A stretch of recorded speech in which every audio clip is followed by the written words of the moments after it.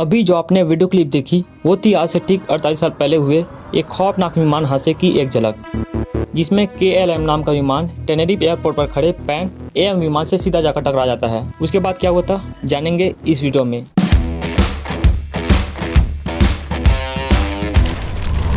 27 मार्च 1977 सुबह का समय था। मौसम एकदम साफ दिख रहा था। सभी पैसेंजर्स अपनी यात्रा को लेकर बहुत खुश दिखाई दे रहे थे। कोई पहली बार इस फ्लाइट में सफ़र करने वाला था तो कोई ऐसे सफ़र का एक्सपीरियंस पहले भी कर चुका था।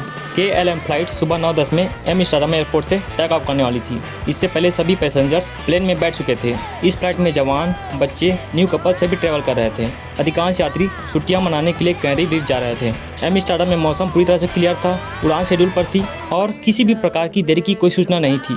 उस दिन फ्लाइट में बैठे हर पैसेंजर के चेहरे पर अलग ही मुस्कान थी। हर कोई अपने अपने सपनों में खोया हुआ था।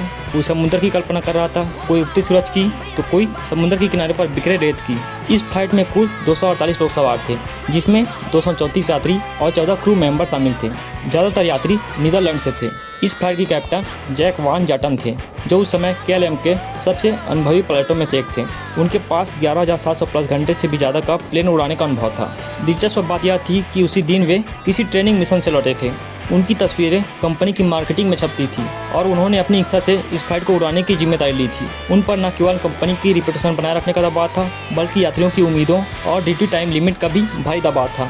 उनके साथी को पायलट थे क्लास म्यूर्स, जिसकी उम्र थी 42 साल और उनके पास 9,000 प्लस घंटे का उड़ान भरने का अनुभव था। KLM की मंजिल थी ग्रैंड कैनेरिया एयरपोर्ट, लेकिन वहां हुए एक बम धमाके के कारण एयरपोर्ट को अस्थायी रूप से बंद कर दिया गया था। यह धमाका वहां के कैनरी आइलैंड्स इंडिपेंडेंट मूवमेंट से जुड़े अलगाववादी के एक समूह ने किया था। वहाँ एक और बम धमाका होने की संभावना थी, जिसके कारण कई विमानों को मजबूरी में टेनेरिफ के लॉस रोडियोस एयरपोर्ट पर डाइवर्ट किया गया था। लॉस रोडियोस एक छोटा एयरपोर्ट था जहाँ टैक्सीवे सीमित थे, रनवे सकरा था और ग्राउंड कंट्रोल पर दबाव बहुत ज़्यादा था। दूसरी ओर Pan AM flight Los Angeles से न्यूयॉर्क होते हुए ग्रैंड कैनेरिया जा रही थी। इसमें 396 लोग सवार थे, जिसमें से अधिकतर अमेरिकी पर्यटक थे जो छुट्टियां मनाने जा रहे थे।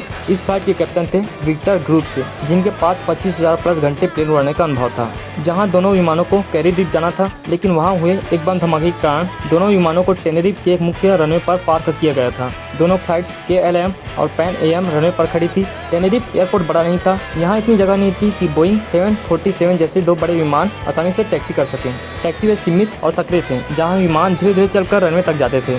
कुछ घंटों बाद गहरा कोहरा छा गया। रनवे की दृश्यता 100 मीटर से भी कम हो गई। अब पायलटों को एक दूसरे के विमान दिखाई नहीं दे रहे थे। पूरा नियंत्रण अब रेडियो कम्युनिकेशन पर निर्भर था। इस पर फॉग का साइकोलॉजिकल इम्पैक्ट अभी पड़ा। कम दृश्यता में पायलट का सेंस ऑफ ओरिएंटेशन कमजोर हो गया, जिससे मानसिक दबाव और भ्रम बढ़ गया। ATC ने KLM को रनवे पर टैक्सी करने की अनुमति दी थी, लेकिन टेक ऑफ की स्पष्ट अनुमति नहीं दी थी। लेकिन कैप्टन वान जाटन जल्दबाजी में थे। उन्हें डर था कि ड्यूटी टाइम लिमिट खत्म हो जाएगा और उन्हें टेक ऑफ करने की अनुमति नहीं मिलेगी। इस दबाव में उन्होंने टेक ऑफ की प्रक्रिया जल्द शुरू कर दी और यही कम्युनिकेशन की सबसे बड़ी चूक हुई। ATC और KLM दोनों ने टेक ऑफ शब्द का प्रयोग किया, लेकिन मीनिंग अलग था। ATC ने ओके कहा, जिसका मतलब स्टैंड बाय था, लेकिन KLM ने इसे टेक ऑफ क्लियरेंस समझ लिया।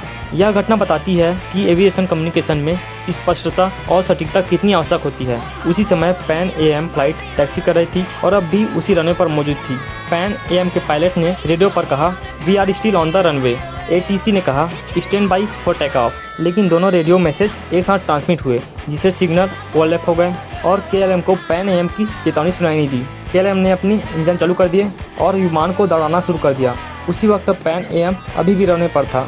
उसे टैक्सी कर रनवे से बाहर निकलना था। KLM का विमान रनवे पर तेजी से दौड़ रहा था। तेजी से दौड़ते हुए KLM विमान को आखिरी पल में पैन AM फ्लाइट का पिछला हिस्सा दिखाई दिया। KLM ने नोज उठाकर टक्कर टालने की कोशिश की, लेकिन तब तक बहुत देर हो चुकी थी। KLM विमान पैन AM विमान के ऊपरी हिस्से से टकरा गया। उसके इंजन और लैंडिंग गियर ने पैन AM के ऊपरी हिस्से को फाड़ दिया। टक्कर इतनी भीषण थी कि दोनों विमान पल भर में ही धड़कते आग के गोले में तब्दील हो गए। इस हादसे की गंभीरता का अंदाजा आप इसी बात से लगा सकते हैं कि दोनों फ्लाइट्स में कुल 583 लोग सवार थे, जिनमें से सिर्फ 61 यात्री ही बच पाए थे। KLM के सभी 248 लोगों की मृत्यु हो गई थी, जबकि पैन AM के 396 यात्रियों में से 335 यात्रियों की जान चली गई थी। 61 यात्री जो जीवित बच पाए थे, उनमें से अधिकतर पैन AM के यात्री ही थे, क्योंकि वे वे विमान के आगे और पीछे वाले हिस्से में बैठे थे। पैन एम के कैप्टन विक्टर ग्रुप्स और को पायलट ब्रैक्स किसी तरह से फ्लाइट से बाहर निकलने में सफल हो गए थे और उन्होंने दूसरों को बचाने की भी कोशिश की। कुछ लोग जलते विमान से कूदकर बाहर निकल गए और अपनी जान बचा ली। यह हादसा तकनीकी खराबी की वजह से नहीं बल्कि इंसानी चूक से हुआ था। यह इतिहास का अब तक का सबसे जानलेवा विमान हादसा बन गया, लेकिन यह हादसा बेकार नहीं गया। इस एक विमान हादसे ने एविएशन इंडस्ट्री को पूरी तरह से झकझोर कर रख दिया। इतने बड़े हादसे के बाद CRM अनिवार्य कर दिया गया। अब जूनियर क्रू भी कप्तान से असहमत हो सकता था यदि सुरक्षा को खतरा हो। रेडियो कम्युनिकेशन के नियम सख्त किए गए, ग्राउंड रडार, बेहतर रनवे लाइटिंग और फॉग में ऑटोमेटिक डिटेक्शन सिस्टम लागू किए गए।